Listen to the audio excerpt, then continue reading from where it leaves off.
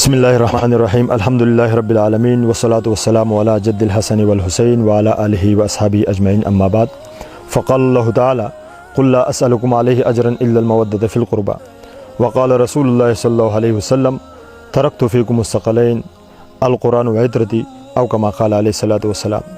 عزتمندو د محرم میاشت او بیا خصوصا د محرم په میاشت کې کمی قربانیان چې اهل بیت ورکړي دي د هغې قربانیانو تذکره دا زما ته په هر امتی باندې فرض ده چې د امت ته وښیو چې اهل بیتو د پیغمبر پاک کور څومره قربانیان ورکړي دي.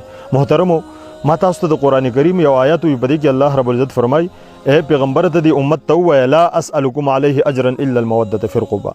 پیغمبر پاک کم محنت کړی دی، پیغمبر پاک کم قربانیان ورکړي دي، کمې سختیانې برداشت کړي دي، لا اسألکم علیه اجرا په دې باندې د دې امت نه هیڅ اجر نه غواړي الا المودة فی القربى صرف زما د اولاد سره د مینه وشي. محترمو بیا کم حدیث ته ما تاسو ته حدیث پاک بیان کو دې ته ویل کېږي حدیث ثقلین. حضور علیه الصلاۃ والسلام په دې کائنات کې هغه عظیم هستی ده چې الله رب العزت وجه کائنات پیدا کړی دی، دا کائنات د پیغمبر پاک د مخه پیدا کړی دی. بیا الله رب عزت په پیغمبر پاک باندې کوم قرآن نازل کړی دی هغه عظیم کتاب دی چې هغه ټول د الله تعالی خبرې دي. بیا محترمو الله رب العزت دغه پیغمبر پاک ته کم د قربانیانو په بدله کې حکم کوي چې د دې امت نصیب یو شی وغواړه ستا د اولاد مینه. محترمو ما تاسو ته یو حدیث وي په هغې کې پیغمبر پاک فرمایي چې زه تاسو کې یو دوه شیزونه پرېږدم، په هغې کې یو قرآن دی د الله تعالی کتاب چې بی تاسو دا په مضبوطۍ سره ونیوئ. دویم شی دی ترکتو فیکم الثقلین القرآن وعترتي ای اهل بیتی، یو قرآن دی یو زما اولاد دی. محترمو قرآن پاک په دغه حدیث کې الله رب العزت د قرآن پاک تذکره یو ځلې کړې ده چې زما قرآن زما کتاب ونیوئ. د هغې بنیادي وجه دا وه که د قیامته پورې کوم هم خلک دی دا ټول د قرآن خاطر کوي. که یو سړی په نشه کې دی، که د شرابو په نشه کې دی، که لیونی دی، که هر څنګه دی، بیا هم د قرآن احترام د ده په زړه کېږي. لیکن بیا د هغې نه وروستو پیغمبر پاک درې پیرې فرمایي اذکرکم الله فی اهل بیتی، اذکرکم الله فی اهل بیتی، اذکرکم الله فی اهل بیتی. زه تاسو د خدای نه خپل د اهل بیت او خپل د اولاد په باره کې یاروم. سامعین محترم نن موږ تاسو وګورو چې دغه قربانیانو تذکره زما ستا په جومات کې څومره کېږي، د دغه د پیغمبر پاک د اولاد د قربانیانو تذکره زما ستا په منبر باندې څومره کېږي. که چېرته ما تا د پیغمبر پاک نوم اخیستو والا یو، موږ نن سبا دومره یو کم فهمۍ ته یو کم عقلۍ ته روان یو چې کوم سړی د علي ذکر کوي په هغه باندې موږ د شیعت فتوه لګو، کوم سړی د حسین ذکر کوي موږ وایو دا شیعه دی.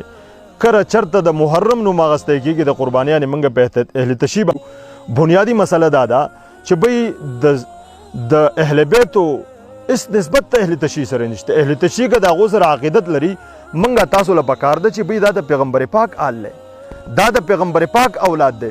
موږ تاسو د اهل تشیع نه زیات د اهل بیتو سره مینه وکړو.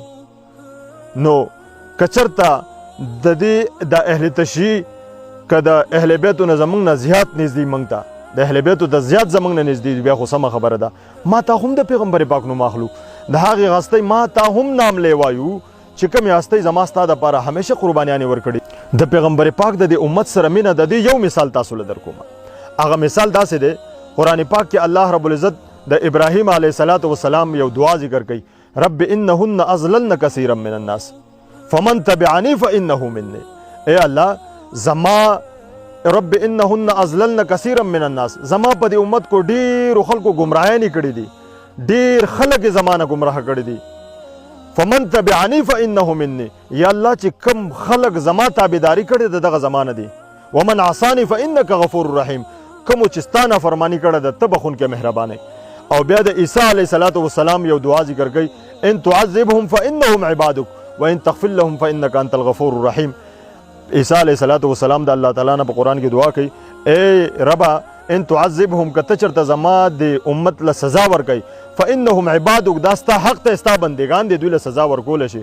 وان تغفر لهم فانک انت الغفور الرحیم، که چېرته ته زما دا امت بخي نو دا هم ستا طاقت ته ستا قدرت ته ستا امتیان دي.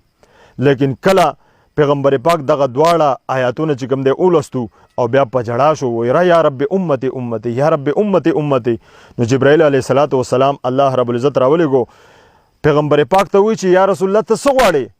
نو حضور علیه الصلاۃ والسلام ته عرض کړي چې الله رب العزت ته ووایه چې زما د امت به قیامت پر څه حالي.